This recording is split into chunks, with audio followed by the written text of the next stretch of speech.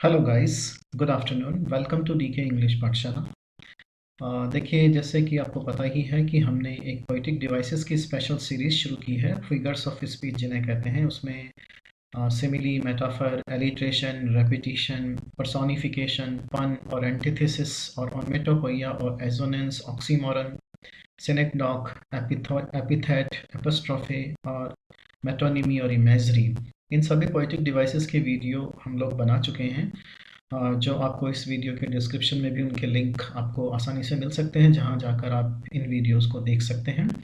तो आज हम जिस पोएटिक डिवाइस की बात करने आए हैं या डिवाइसेस की बात करने आए हैं, उनमें सबसे पहला है हाइपरबली। हाइपरबली, ओवर स्टेटमेंट या एग्जेजरेशन, ये तीनों ही चीज़ें इसके लिए यूज़ की जाती हैं। हाइपरबली का मतलब होता है बढ़ा चढ़ाकर किसी बात को बोलना। ओवर स्टेटमेंट यानी जो स्टेटमेंट है उसमें स्टेटमेंट में कुछ नमक मिर्च मसाले लगाकर उस चीज़ को बढ़ा चढ़ाकर बताना, और एग्जरेशन का मतलब भी वही होता है। तो poet in hyperbole, over statement और एग्जरेशन का आखिर अपनी पोएम्स में यूज़ क्यों करते हैं? इनके पीछे यूज़ करने का उनका मकसद होता है, जो रीडर होता है, जो पढ़ने वाला होता है, उसकी अटेंशन को वो ग्रैब करना चाहते हैं, यानी उसकी अटेंशन को उस पर्टिकुलर फैक्ट की तरफ आकर्षित करना चाहते हैं। इसीलिए वो हाइपरबली या ओवर स्टेटमेंट या एग्जेजरेशन का यूज़ करते हैं। जैसे फर्स्ट एग्जांपल आपको जो दिखाई दे रहा है, इसमें है he scored a goal and the entire world rose to greet him. अब इसमें ओवर स्टेटमेंट कहाँ है, हाइपरबली कहाँ है? उसने गोल स्कोर किया, this is a normal sentence, normal statement है। लेकिन entire world rose to greet him, पूरा का पूरा संसार उसे ग्रीट करने के लिए खड़ा हो गया, this is overstatement. She winked, wink का मतलब होता है आंख मारना या पलक झपकाना, and everyone around her fell down, और जितने भी उसके आसपास थे वो नीचे गिर गए। तो विंक्ड में तो कुछ भी एबनॉर्मल नहीं है, सब कुछ नॉर्मल है, लेकिन everyone around her fell down, ये जो रिएक्शन है, इस रिएक्शन को हम हाइपरबली या ओवर स्टेटमेंट कहेंगे। इसके और भी एग्जांपल्स हो सकते हैं, जैसे कोई कहता है कि I am so hungry that I can eat an elephant. तो इसमें जो व्यक्ति भूखा है उसकी एग्जेजरेशन को शो करने के लिए, कितना भूखा है उसको शो करने के लिए सेंटेंस है कि मैं इतना भूखा हूँ कि मैं एक एलिफेंट भी खा सकता हूँ। एक और सेंटेंस है her smile is a mile wide, यानी इसकी स्माइल बहुत ज़्यादा माइल वाइड है, 1 मील चौड़ी है। तो 1 मील चौड़ी तो किसी की स्माइल हो ही नहीं सकती। ये दिखाने के लिए है कि इसकी स्माइल बहुत वाइड है। इसको इस तरह से चीज़ों को बढ़ा चढ़ाकर बताया जाता है।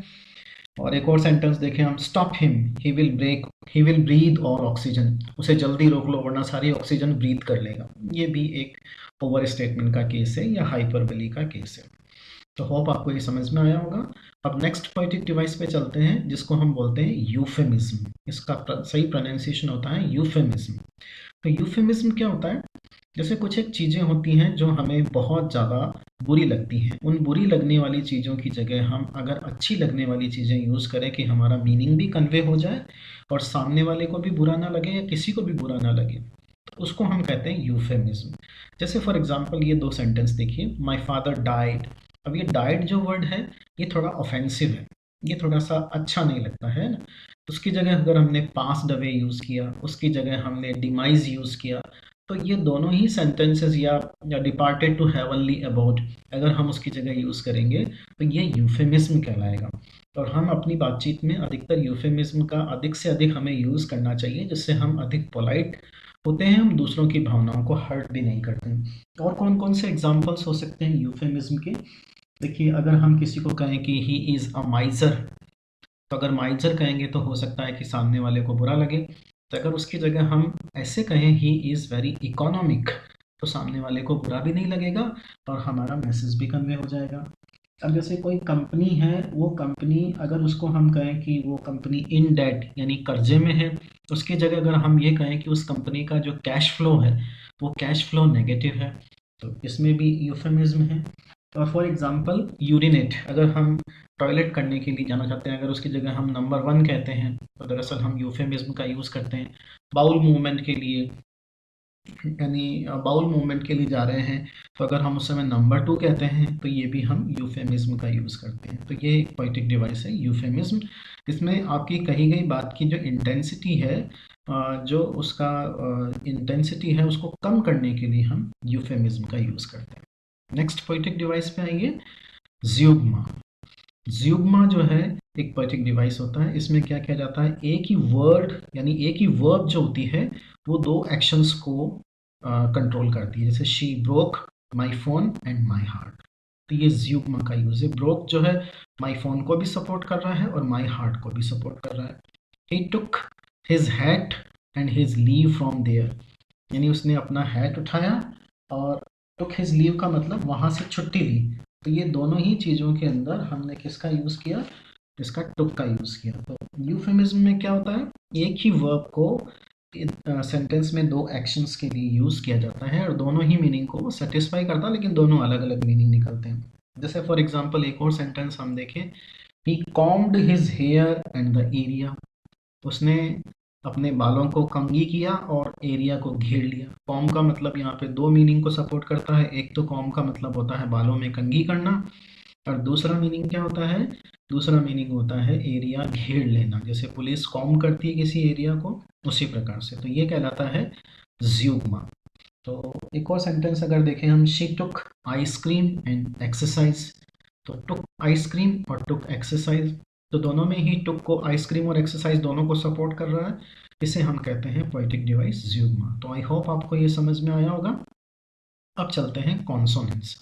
कॉन्सोनेंट्स को पढ़ने से पहले आपने ज़रूर पढ़ा होगा एलिट्रेशन को, आपने पढ़ा होगा एजोनेंस को, आपने पढ़ा होगा कॉन्सोनेंट्स को। तो अगर आप कॉन्सोनेंट्स को अच्छे से समझना चाहते हैं तो आपको एलिट्रेशन और एजोनेंस वाले वीडियो ज़रूर देखने चाहिए, क्योंकि उनको समझे बिना कॉन्सोनेंट्स को समझना थोड़ा सा मुश्किल है। तो कॉन्सोनेंट्स क्या होता है, repetition of consonant sound at the end of words. At the end of words भी हो सकता है और at the midst of words भी हो सकता है। साउंड, कॉन्सोनेंट साउंड, साउंड दो तरह की होती है, एक कॉन्सोनेंट होती है, एक वॉवल साउंड होती है। तो वॉवल साउंड कौन सी होती है, ए ई आई ओ यू वाली, और इन सब के अलावा जो बची हुई साउंड्स होती हैं वो कॉन्सोनेंट साउंड्स होती हैं। तो अगर कॉन्सोनेंट साउंड का रेपिटेशन वर्ड्स के लास्ट में हो रहा हो या वर्ड्स के बीचों बीच में हो रहा हो तो उसे हम कहते हैं कॉन्सोनेंट्स। जैसे स्लिप, स्लॉप, क्रीक, क्रॉक। कभी इसमें देखिए पी पी साउंड ये रिपीट हो रही है, क साउंड रिपीट हो रही है, creak, croak, tip top of shop, tip top. तो इसमें पी साउंड रिपीट हो रही है, तो हम इसको क्या कहेंगे, कॉन्सोनेंट्स कहेंगे। तो जैसा मैंने आपको बताया कि अगर आप एलिट्रेशन और एजोनेंस वाले वीडियोस भी देखेंगे तो आपको इन तीनों का डिफरेंस बिल्कुल क्लियर हो जाएगा। और एलिट्रेशन और एजोनेंस वाले वीडियोस का लिंक आपको इस वीडियो के डिस्क्रिप्शन में मिल जाएगा। तो बच्चों, आपको, मुझे लगता है कि आपको गाइस ये चीज़ें समझ में आ रही होंगी। अगर फिर भी कोई चीज़ समझ में नहीं आती तो आप कमेंट बॉक्स में कमेंट करके मुझे ज़रूर बताएं, तो मैं आपको और भी एग्जांपल दे दूँगा। अब चलते हैं पैराडॉक्स का। पैराडॉक्स ये क्या होता है, हम कभी कभी कुछ बातें बोलते हैं तो सामने वाले का अटेंशन ग्रैब करने के लिए या कुछ ऐसी चीज़ें जो लोगों को अच्छे ढंग से समझाने के लिए हम पैराडॉक्स का यूज़ करते हैं। तो पैराडॉक्स होता क्या है, पहली बार आप पढ़ेंगे उस सेंटेंस को तो आपको लगेगा ये बेकार सेंटेंस है। A statement that seems absurd. Absurd क्यों दिखाई देता है, एब्सर्ड इसलिए दिखाई देता है क्योंकि कॉन्ट्रेडिक्टरी होता है। कॉन्ट्रेडिक्टरी का मतलब क्या होता है कि यानी दोनों सेंटेंस आपस में एक दूसरे का विरोध करते हैं। विरोध करने का मतलब अपोजिट होते हैं, लेकिन फिर भी उनका डीपर मीनिंग होता है, लेकिन फिर भी उनका गहरा मीनिंग होता है, उसे हम कहते हैं paradox.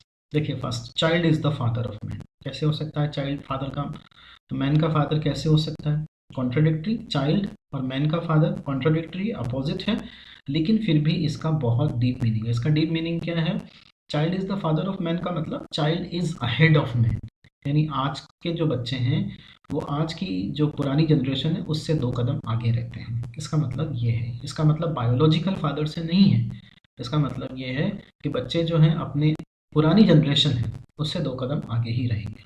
Coward dies many times before their death, but valiant tests death only once। इसका एक्चुअल सेंटेंस ये है, Cowards die many times before their death। तो कैसे डेथ कैसे होती है उनकी, क्योंकि वो डरे हुए रहते हैं इसलिए उनको लगता है कि उनकी मौत हमेशा सिर पर मंडरा रही है। लेकिन वैलियंट, वैलियंट मीन्स ब्रेव, वो जो होता है उसकी डेथ सिर्फ एक ही बार होती है। तो मैं पैराडॉक्स के और भी एग्जाम्पल आपको देता हूँ, नॉर्मल से एग्जाम्पल। जैसे फॉर एग्जांपल किसी ने आपको ये कहा, save money by spending it. अब आप देखिए इसको, ये दोनों के दोनों जो एक्शंस हैं ये आपस में एक दूसरे के अपोजिट हैं कि कोई पैसा खर्च करके पैसा कैसे बचा सकता है, लेकिन इसमें पैराडॉक्स है, लेकिन फिर भी इसमें कंक्लूज़न है। कंक्लूज़न कैसे? जैसे फॉर एग्ज़ाम्पल आप कहीं ऐसी जगह पैसा स्पेंड कर रहे हैं जहां आपको बहुत सारा कैशबैक मिलता है कुछ खर्च करने पर, तो वो एक तरह से सेव मनी हुआ। जितने भी ये ई कॉमर्स वेबसाइट्स हैं ये सभी इसी पर्टिकुलर पैराडॉक्स को यूज़ करती हैं, जिसे सेव मनी बाय स्पेंडिंग, यानी इतना पैसा खर्च करोगे उतना अच्छा कैशबैक आपको मिलेगा। This is the beginning of the end.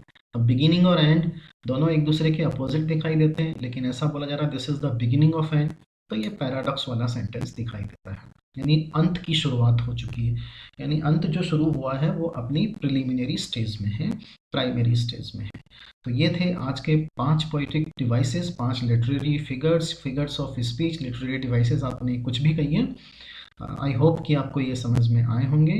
कृपया अपना कमेंट बॉक्स में अपना कमेंट ज़रूर कीजिएगा, और वीडियो पसंद आया तो अपने फ्रेंड्स को आगे खिसका दीजिए, उनको शेयर कर दीजिए। Thank you very much.